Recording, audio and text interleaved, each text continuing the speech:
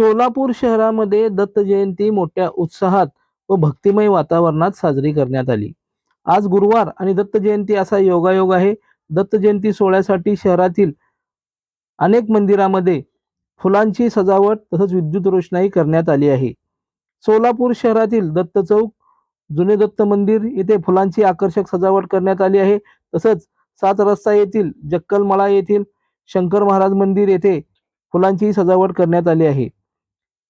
सोलापूर शहरातील प्रमुख असलेल्या जुना एम्प्लॉयमेंट चौकातील दंडवते महाराज गुहा मठ येथे दत्त मंदिरात 1 क्विंटल फुलांची सजावट करण्यात आली आहे. विविध धार्मिक कार्यक्रमांचा 8 दिवस येथे आयोजन करण्यात आलं होतं. दुपारी 12 वाजता श्री दत्त गुरूंचा पाळणा झाला. त्यानंतर सर्वांनी अवधूत चिंतन श्री गुरुदेव दत्त असा जयघोष करीत दत्तगुरूंचं स्मरण केलं. यावेळी गुरुराज दंडवते, रुक्मिणीताई दंडवते यांच्यासह दंडवते परिवार मोठ्या संख्येने उपस्थित होता.